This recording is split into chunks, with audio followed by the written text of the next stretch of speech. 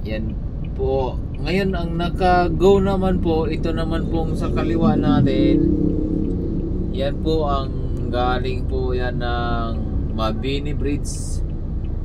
Galing po yan ng Laguna. Galing po yan ng Makati. Galing po yan ng South Luzon.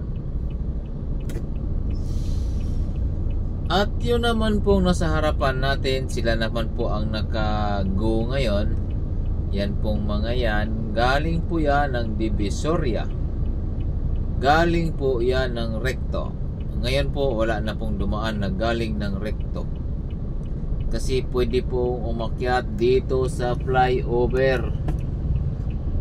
Ngayon po ay go na po tayo.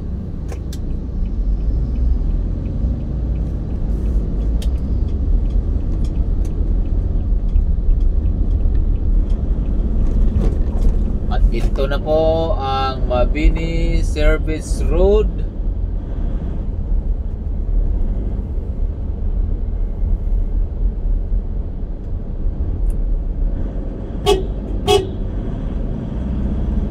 Dito naman po ang Mabini Bridge. Pag akyat po natin dito, ito na po ang Mabini Bridge. Madilim po ang Mabini Bridge, mahina po ang kanilang street light. Sa ngayon po ay umaasa lang po tayo sa mga ilaw ng ating mga sasakyan. Kita naman natin yan.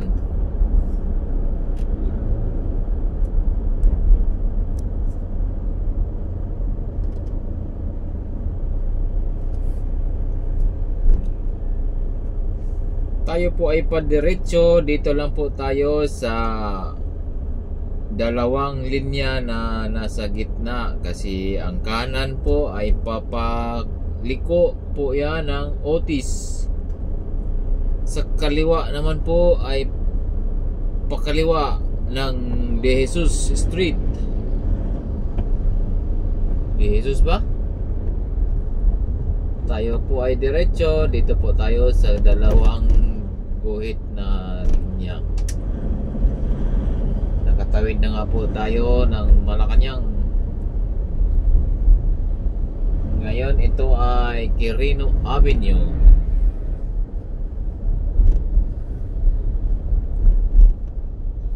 Tuloy-tuloy lang po tayo.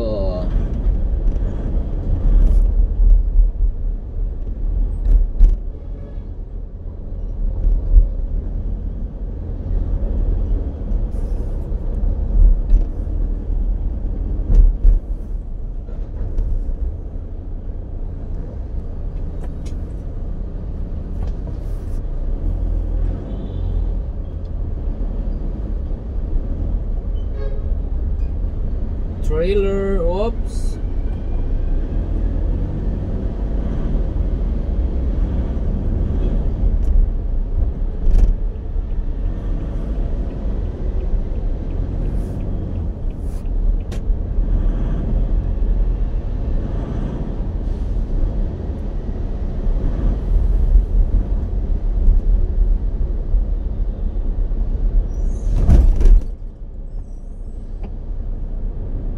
West Zamora.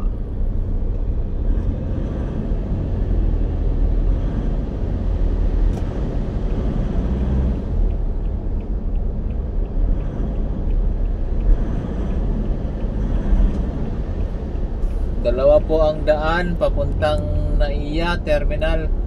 Pwedeng Skyway, pwedeng highway lang.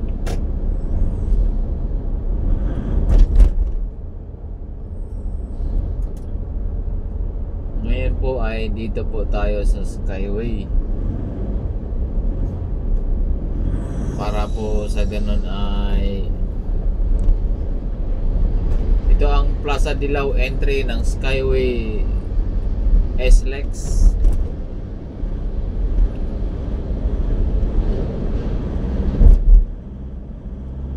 dahil hindi po natin alam kung mayroon tayong balance dyan sa ating RFID, dito po tayo sa no RFID lane para po ay maiwasan natin magka-violation tayo dyan.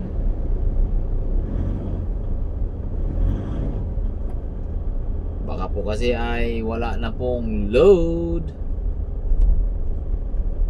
At ngayon, ito na nga po. Oh, come on man. Meron pa tayong 239.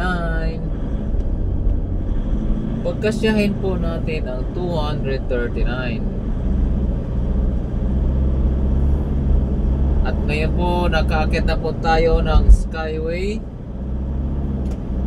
Lilipat na po tayo dito sa gitnang linya para po ay dire-diretso na. Dahil po ang sa kanan ay meron po diyang exit ng Buendia Hilpuyat para po ay hindi na tayo maglilipat-lipat. Dito na tayo sa bandang gitna. Ito po ang ating babaybayin hanggang makarating po tayo ng NAIA Terminal o NAIA X. Ayan na po, sasamahan niyo po ako dito sa ating paglalakbay sa Skyway southbound lane ng ating kalsada. Ngayon ay maluwag dahil po ay gabi na. Pero kahit po ay gabi na, marami pa rin po ang dumadaan sapagkat marami po ang mga tao dito sa Pilipinas na lumalabas sa ganitong oras. Yung iba ay pauwi, yung iba ay paalis pa lamang. Kaya ito po tayo ngayon, binabaybay po natin itong Skyway. Ito po ay stage 3. May minimum speed po tayo dito na 60 kph at ang maximum speed naman po natin ay hanggang 80 kph. Pero minsan po ay umaabot tayo ng 90 kph at huwag na nating paabutin ng 100 kph dahil yan po ay over speeding na po yan. Ngayon po ay akala ko po bawal po ang ganyan kalaking truck at pwede po pala yan. Yan po ay double tire. Kaya po siya ay nagiging 6-wheeler.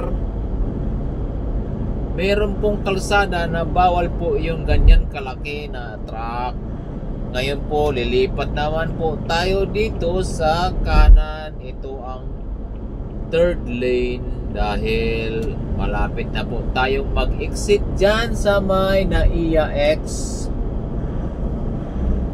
At ayan na po ang truck na ating kasabay. Yan po ay closed van aluminum na mayroong 6 na gulong.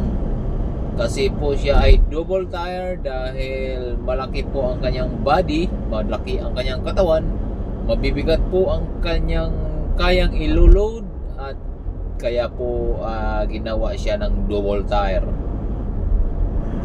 Double tire o doble ligid, doble gulong. Bye-bye! Tayo po ay malapit na po mag-exit sa NAIA Exit, NAIA X, next exit. Dito na po tayo po pwesto sa bandang kanan para po ay hindi tayo mahirapan mag-exit mamaya kapag tayo ay nandun na po sa dulo. 3 kilometro na po bago mag-exit. Pupwesto na po tayo dito sa kanan. Ngayon ay nandito na tayo banda sa Amorsolo, Makati. At ito po ang Skyway Stage 3. Nandito na po tayo banda sa may Makati.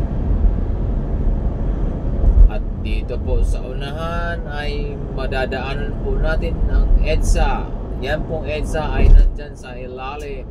Ilalim.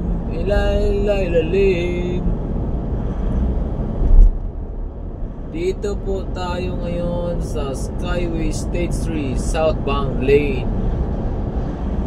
At ngayon po ay Patawid po tayo ng EDSA Epifanio de los Santos Avenue. Ito na nga po ang EDSA. Nandito na yan sa ilalim. Ayan na po ang EDSA. Diyan sa ating kanan, papunta po yan ang Baclaran. Sa kaliwa naman po ay papunta ng Caloocan. Yan po ang EDSA. Diyan sa ilalim. Madilim po kasi kaya hindi natin makita kung meron ba dyan mga bus. Bus Magallanes na tayo ngayon. Bye-bye!